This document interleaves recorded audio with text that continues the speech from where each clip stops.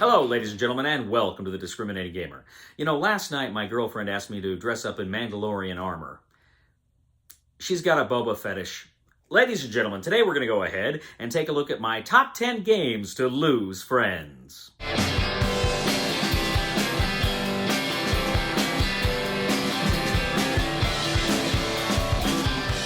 We'll get back to the review in just a moment. I want to take a minute to ask you to check out my other channel, that is Cody Carlson PhD, where we talk about history, books on history, military history. I even post some of my lectures for my classes on there. Please check that out. Please subscribe to that channel. And now, back to the review. All right, ladies and gentlemen, so we're going to go ahead and take a look at my top 10 games to lose friends. Now, let me just be clear about how and what this list is about. First of all, each one of these games is a game where you lose friends, okay? Each one of these games is a game where you will get so angry with your friends that you may say something you don't mean, you may get into a physical altercation. These are games that make you angry, so just beware of that. But I'm not necessarily ranking this on how angry you will be. Rather, I'm ranking this more on just fun. How much fun do I think these games are? So that is kind of how I'm ranking them. But they are games that all will potentially make you lose friends. So let's go ahead and get started. First of all, number 10 is probably the granddaddy of losing friends, and this is Diplomacy from 1958. Diplomacy is a great game. It's a game that about 20, 25 years ago, I played a lot with my friends. It was the point where we would play this at least once a week. We'd get together and play this on the weekends, and we'd always have a ball with it. And we had some pretty bad arguments over this game. There were some real issues with this game. I've told this story before. In fact, Zach's been on the channel and told this story. But there was a game of Diplomacy we played where there was, we'd been playing for a long time, and I won every game. I was really good at it because I can lie. And we kept playing this game, and I was winning every game. Well, there was me, Sean, and Zach, who were brothers, my friend Stan, and a couple of other people. Well, pretty quickly in the game, those two other people got marginalized pretty quickly, so they had kind of small counters. Well, one of them told me, you know they're going to gang up on you in this game. You know they're going to come after you in this game. And I thought, they are, but when? And so I kind of watched the board, and I kind of watched their moves, and finally it occurred to me, they're going to strike this next turn. Now, I was France, and I was pretty powerful. I had a lot of armies there. My enemies were Prussia, Austria, and England. There was no Italy. It was neutral, and I had conquered most of Italy. Virtually all of Italy was under my control. I'm in the Low Countries. I'm doing pretty well here. Well, I figured out the exact moment they were going to strike, and I wrote my orders in such a way that they countered every conceivable thrust they could throw at me. And for about, I think, 3 or 4 turns, they couldn't touch me. I outguessed them every turn, and I was like, yeah, I'm so good. But then, inevitably, when you've got 3 players against 1, something's going to give. I started to lose. And so I said to Zach, and there wasn't even a pretense. They wouldn't even talk to me. The 3 of them would go into a room and get their strategy. And finally, I was able to convince Zach to talk to me. And, and I say, Zach, do you want to win this game? He says, yeah. I said, I will give you Italy, all of Italy. I will give it to you if you back me up. And we'd do this stupid thing where we'd write peace treaties, and it was like whoever helped the winner would get on the peace treaty. So I said, you make me on the peace treaty, you can have Italy, you can win the game. So he said, okay. So Zach betrayed Zach and Sean, or Stan and Sean, and he won the game. Sean's like 18, 19 at this time, he was livid. Sean was so mad. And apparently they were driving home together that night, and as they're in the car driving, Zach was driving, Sean starts beating him, and they literally got into an accident because they're literally having a fight in the car while he's driving. Anyway, one of my favorite board game memories was that game of Diplomacy, and then knowing what happened afterward. So that is Diplomacy, a game that can turn brother against brother. That was from Avalon Hill. I'm not sure who's publishing it now, but that is my number 10. Now, my number 9 is a game that is a lot like Diplomacy. In fact, it's based largely on diplomacy. But this is a Game of Thrones, the board game from Fantasy Flight. A Game of Thrones board game, second edition. It has a lot of those same ideas, and it has diplomacy DNA, except instead of writing orders, you have tokens that you place out there. But we're playing this game, and I remember one time playing with, I was playing with Stan, and Stan had attacked me at one point, and then I get the upper hand, and I'm clearly going to come for him, and he's like begging me. He's like, I think we can work it out. We can mutually support each other, and he's just giving this real rational argument, and I ended up not destroying him, and we ended up playing. I think I won that game, but again, it's just so fun because here, he attacks me, and he's all proud. Then he gets real meek and rational. A lot of fun, but it's the same thing with Game of Thrones, or same thing with the diplomacy. Just that idea of you're gonna piss people off at some point. So that is my number 9, Game of Thrones, the board game from Fantasy Flight Games. Check it out. My number 8 is the first and not the last social deduction game on this list. This is Shadows over Camelot. Now, Shadows over Camelot is a game of kind of the Arthurian legend, the Arthurian court. And you can essentially take, on your turn, you have to take a good action to help, but then you also have to take an evil action. And your evil action is you can draw an evil card, which is going to complicate things, or you can put a catapult in front of the castle, and if there's 12, I think, you lose the game. But then there's also you each have die that represents your health. You don't roll it represents your health. You can choose to essentially fall on your sword and take a die hit. But every game, there's the possibility of a hidden traitor. There may not necessarily be one, but there's a possibility of one. And every game you play, every time you take the evil action, every time, you're accused of something. Even when you take the hit for yourself, people say, oh, you're just trying to deflect blame. But there's always that just paranoia, absolute paranoia against you for for your actions, and it's something you just can't get past, and it is hilarious. It is so much fun, and it is so mean, and I love it. And Shadows over Camelot's a great game. I actually haven't played this one in a while, but I love it quite a bit. That is my number 8. That is Shadows over Camelot. That's from Days of Wonder. My number 7 is a game that again, it's been a few years since I played it, but this is one of the meanest games. It's a Euro game, and it's probably one of the meanest Euro games I've ever played, and this is Dominaire. Now, in Dominaire, it's a game of area control, and in order to do certain things, you have to control different districts of the city. And so what you do is you work very hard to take over a district of a city, but then somebody else, they can go ahead and they can move in on your territory, and they can try to take it over. And I remember one game in particular where I think I was doing okay, and I could see a path to victory, and I think it was like the senatorial district or whatever, and I'd taken this, and I'm like, good, everything was going my way, it was working, and then I was playing with Justin, and Justin just goes ahead, and he starts moving into my territory, and I'm like, what are you doing? And it just destroyed it. I ended up losing that game, but I was so mad at him, I was so angry at him, but it was so much fun, and of course we're laughing the whole time, but nearly lost friends on that one. But Dominaire is something that'll do that. It's just so mean. I'm not sure if it's in print anymore, but it's a fantastic game, and if it's not, it should be. That is number 7. That's Dominaire. That's from AEG. My number 6 is another social deduction game, and this is a game that is one of my go-tos. In fact, I recently, I taught this course on Nazi Germany last semester, and I was able to work for a night. I was able to offer some extra credit, and I had my students come, and we played a game of Secret Hitler. We actually played about, I think, 3 games of Secret Hitler that night, because it's a relatively quick game. And this is a game, too, where you just want to trust people. You just want to trust people so much. And again, I could cite a ton of examples of this game where you absolutely believe someone is legit and they turn out to be bad. I remember one time we're playing with Zach and his son Max. And Zach, I think he's got my back the whole time. I was a liberal. I thought Zach had my back the whole time. And at the end of the game, turns out he was Hitler. And boy, the smug look that he had at the end of that game, he was so full of himself. I could have just nearly lost a friend that day. But Secret Hitler, every time you play it, you're going to have those things. But you got to go into that game with just knowing people are going to lie to you in the course of the game and be cool with it.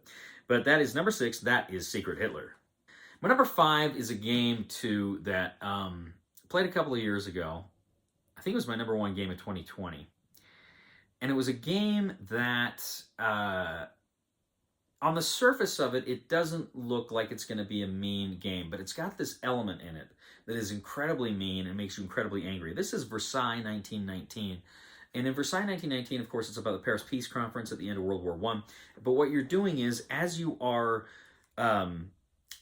you're essentially resolving issues, right? And you're working very hard to get everything where you want it so that you can take these issues and kind of resolve them. Now, these are worth victory points at the end of the game. However, certain crises can pop up around the world that will force you to put that back into play where other people can steal it from you. So these are points, right? These are the paths to victory, and people can steal it from you. And I remember we were playing a game, and I think it was Brandon. I had this like pretty good scoring card, and he took it from me, and I was so mad. And then we had another round where something came up, and I had to put up another card, and he stole it again, and it was just, that's incidentally, that's a face I make during bowel movements. But anyway, it was just so much fun, and it was so mean, and I was so angry. But you know what? So that is Versailles 1919. It's my number 5. That is from GMT Games. My number 4 is Nemesis from Awaken Realms. Now, this is a game, I played this a few times now, and the first time I played it, we had some issues. There were a few little things we weren't playing right, and I actually played this down in Texas with my friend Sam. He and some other people were there, and Sam had, I think, done the Kickstarter. And we were playing it, and there were a few things, so I wasn't a big fan of the game right off the bat, but it didn't help that Sam really made me mad, because in that game, we're trying to get the engines up and running. We're trying to get out through the escape pods in the cryo room. But what happened was, as we're in the room, I'm like working to fix something. And when I got it fixed, Sam immediately left the room, and he played some kind of card that like locked me into that room for a couple of turns so I wouldn't have time to get out. And of course, I lost the game. That didn't help the fact that my love for the game at the time. I've since played it many more times and loved it. I played a game once where George had to die, and you can't attack opponents directly, so George was in a spot with an alien, so in that case I'm able to throw a grenade in there, and I threw the grenade. It didn't do much, but there's just so much betrayal in that game that it's so much fun. It works a lot. Really like Nemesis. Great theme, great AP, and mean, and you can lose friends in this game. So that is Nemesis from Awaken Realms, my number 4. And my number 3, again, this is a game that doesn't necessarily require you to have those moments against your friends in it, but it often does. And this is My Father's Work from Renegade Game Studios. Now, My Father's Work, this is a game I just played fairly recently. And this is a game, it's a worker placement game. It's an app-driven worker placement game. But there are moments in this where, of course, just through typical worker placement, somebody changes the conditions or they do something. You've got a what they call a creepy track. And if you're too far along the creepy track, you can't go into town to do the worker actions. You can only go to the church to try to move yourself, further south of the creepy track. But if you've got limited turns, there's not much you can do. And I was playing this game with George, and he kept lowering the creepy track. And I'm like, I'm okay. If it doesn't go any further, I can get this done, I can get this done. I got my path to victory. And he keeps lowering the creepy track. And I couldn't do it. And I was so angry at him, and I was so mad. And he was just grinning and laughing, and as well he should. It was so much fun, but I was so angry. I played another game of this with Kim, and Kim and I were playing the game. And in this game, you've got the iPad, but there's certain times where it says, this player must take the iPad, and there's secret information that they have, and they can make choices. Well, I'm playing the game, and at one point in the game, my lab burns down. It costs me all this stuff. I'm like, oh crap! And so I kind of had to rework it. And then as I'm playing through it, about, I don't know, an hour later, it's like a 3-hour game, but an hour later, I take the iPad and I read it, and it's and it says, she burned down my lab. And as I'm reading it, I look up at her just like this, and she just started laughing. And I was so angry because it set me back. Not fun. So there's moments in My Father's Work where you can lose friends. Great fun, great game, and can have some mean stuff in it. My Father's Work, my number 3 from Renegade Game Studios. My number 2 is a close cousin of another game that I just mentioned earlier, And that was the game I had mentioned earlier was Dominaire. This is Courtier. They were both in the Tempest series from AEG about 10 years ago, which were kind of a shared universe of games, which was a great idea. And there were several of them in there. The original Love Letter was part of the Tempest universe. But Courtier was the best, and Courtier remains the best. It's a simple area control game. The idea is you are trying, you have these petitions. The queen wants you to fulfill these petitions. In order to fulfill the petitions, you have to put cubes and get the majority control of cubes on the different courtiers. You've got, artists or military guys or the church or senators or merchants, and you've got individuals and you're trying to place your cubes there. But again and again, you're just about to get one of these petitions done and somebody either takes a cube or they fulfill their petition, which robs all the cubes of an area.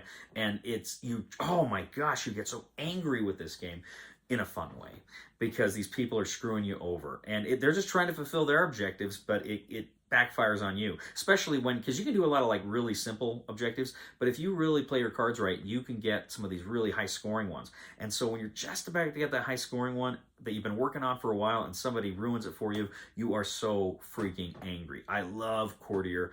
Really a great, maybe my favorite area control game. I'll have to see. But I love Courtier. That is my number 2. That is from AEG. And my final Lose Friends game. This game is... How do I say it? This is a classic. This is one of the greatest games of all time. And you can't get this game anymore. It's out of print. Unless you want to pay for quite a bit of money for it. They recently released kind of another version of the game that is good, that I enjoy, but I still love the original with its theme. And this is, of course, Battlestar Galactica. Battlestar Galactica is a hidden trader game. It was the first hidden trader game I ever played. And it's one of those games that made me think, oh, wait a second. Because prior to this, I pretty much just played war games and variations on war games. And when I played this game, this is the first game that made me realize, oh, wait, this is what board games can do. These are the kinds of experiences you can have. And it was tremendous fun. I could probably do an entire video talking about moments where I almost came to losing friends with games of Battlestar Galactica. But I'm just going to tell you about a couple. I remember one game I had where I was a Cylon and Justin wasn't. And we're playing the game, and I'm able to convince everybody else that Justin was a Cylon. And I was able to put him in the brig. And he was so mad because he couldn't get out of the brig. And the whole game, he is screaming that I'm the Cylon, that he's not, and he can't get out. He finally got out of the brig just in time for me to win the game, just as I'm winning the game. And he was so livid because, he didn't have that much to do the whole game except scream that I was a Cylon, that he was framed. But I had everybody convinced that it was Justin, and it was tremendous fun, great fun, and we nearly. He was very angry at me for that. I had another one when I was in Texas. I was playing it with my friend Ken, and this is probably the 4th or 5th time I played Battlestar Galactica with Ken. I taught him how to play, and just about every game he was a Cylon, and just about every game he won. Now, when I play this game, I think I'm pretty good at reading people, and more often than not, I can figure out who the Cylons are. But for some reason, I couldn't believe that he wasn't as every time. Maybe it was just the odds. I was thinking, how could he be picked for the Cylon so many times? But he, for whatever reason, convinced me again and again and again that he was legit. And I remember the last time we played, and I'm fighting with this guy, and I'm standing up for him, and I'm working with him. I'm like, no, he's not a Cylon. He's legit. And he, at the end of the game, wins the game. He's a Cylon. I wanted to take him and throw him out the window. I was so angry. And it's funny because I told him after that, I said, I can't play this game with you anymore. I refuse to play this game with you anymore. If he was in town now, I'd probably play with him, and if he was a Cylon, I'd probably fall for it again. But we had some great fun with that game. I'm going to tell you one more story about Battlestar Galactica, if you'll indulge me. So this would have been spring 2017, and we were at SaltCon. I was at SaltCon with Kevin and George and Holly, And we wanted to play a game of Battlestar Galactica because a lot of them had never played it. I don't think Kevin had played it. I don't think George and Holly had played it. And there were a couple of people that were walking around that they knew, I think Kevin knew, and he asked them. So we had 6 players for a game of Battlestar Galactica. So we're sitting around, we're playing. And as we're playing the game,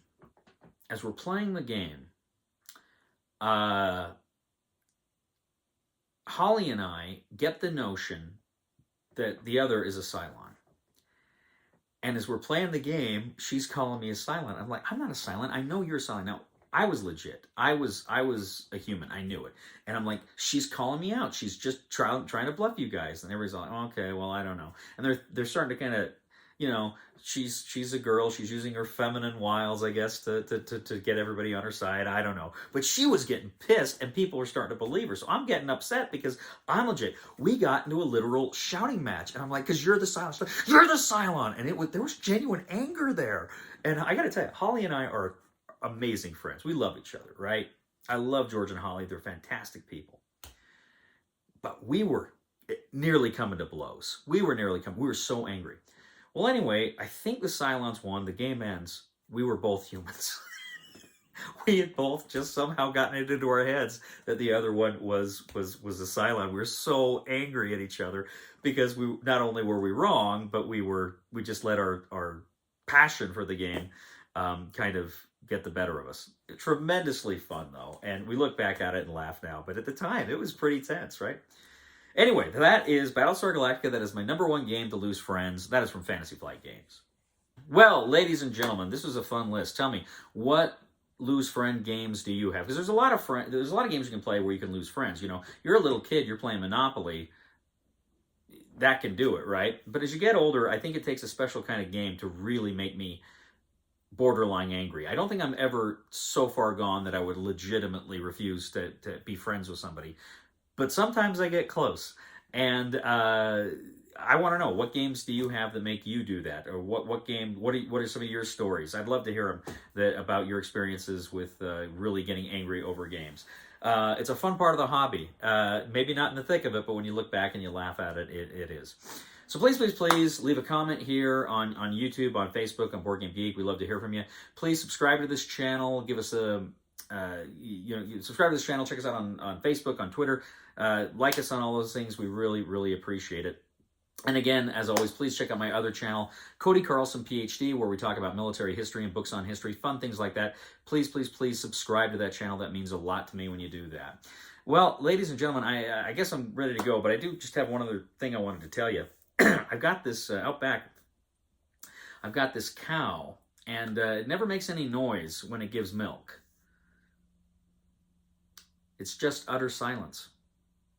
Please somebody help me on my feet again, and I don't know where I'm going, and I don't know where I've been. Please somebody help me on the solid ground. It's a long time, and I've been dying. Once a year I wind up in the band.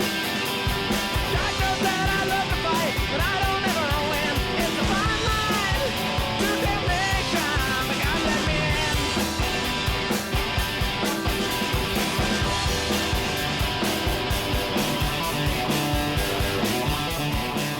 Go ahead. Say what you're going to tell me something very important. Okay, so I want to get this on camera. Okay.